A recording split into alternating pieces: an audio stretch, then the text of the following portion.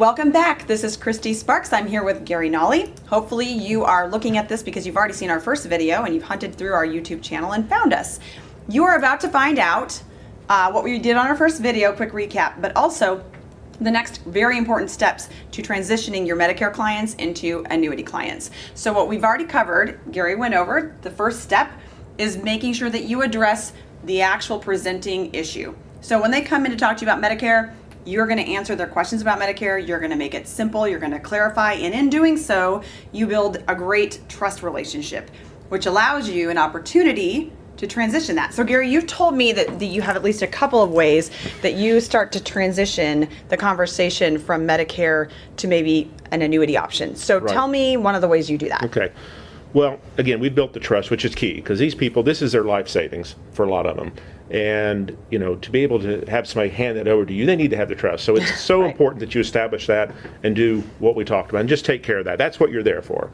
I'm not trying to sell them an annuity here, and we can't, because to be compliant with Medicare, you know, we completed a scope of appointment at the beginning. And I actually use that as a tool. So a scope of appointment is kind of a weird thing, because the client has to sign something before they ever meet you. You're supposed to mail it out to them, or at the very least when they come in, they have to sign it before you even have a conversation. And I kind of make a joke out of this. Well, the government's infinite wisdom, they think you need to sign something just to talk to me. You're that good. Yeah. Right. So, but what it really is, it's really for your protection. We don't want to get ideas confused. We want to only talk about Medicare, which is good, you know. So we can't cross-sell other things or talk to you about that. So what we're here to do today, again, is talk about your Medicare Advantage, Medicare Supplement, and prescription drug coverage, okay? And that's what we're going to do. If you even ask me, Gary, hey, I'm retiring and I'm losing my life insurance, can you help me with that? And I've got this 401k, I don't know what to do with it. That is fantastic, but guess what? Yes, I can help you, but I can't help you today, okay?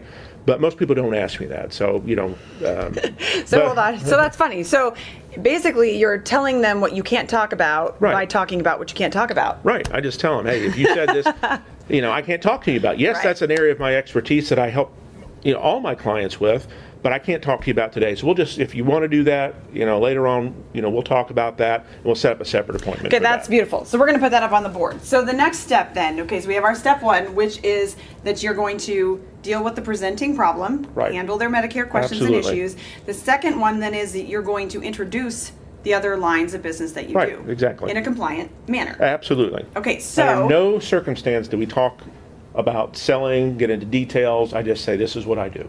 Okay, so you've then addressed it, or you've at least put it out there. They now know. Right. So you also mentioned another way that I thought was really, I guess, important, and you kind of alluded to it earlier about 3 areas. Right. So tell me how that dialogue So would go. a lot of times, you know, I'll plant that seed at the beginning, you know, when we talk about the scope. We get it kind of, because it's an awkward to do a scope appointment. To me, it's awkward.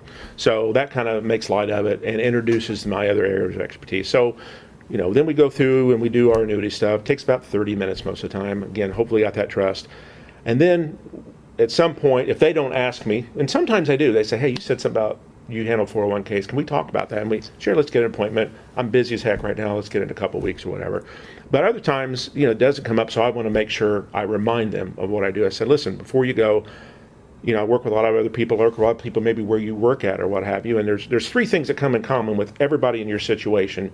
You know, you worked all these years, and now you're at the point where you've got to make decisions that you've never made. The first one was what to do about your health insurance, and we just took care of that. And hopefully, feel comfortable with that, and you feel like you know what's going on and why you've got what you bought.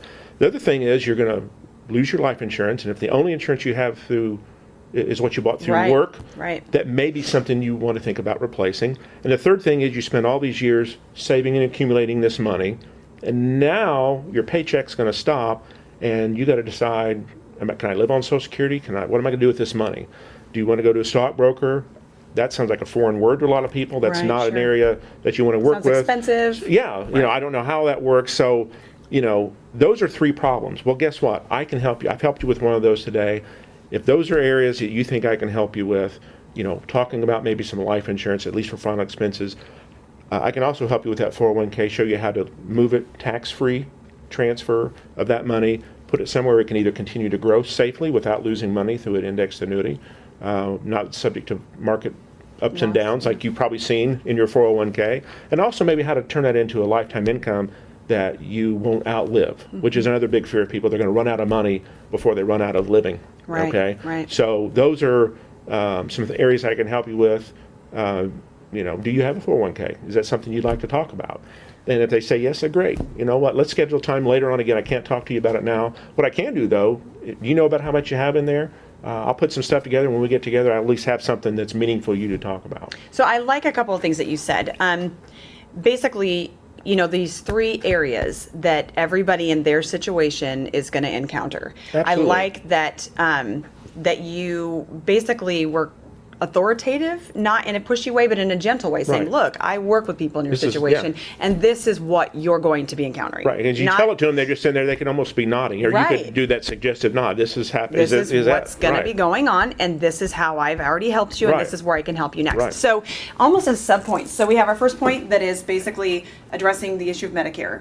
Then you have your second point, which is taking care of transitioning the conversation into Right. some of the things I do.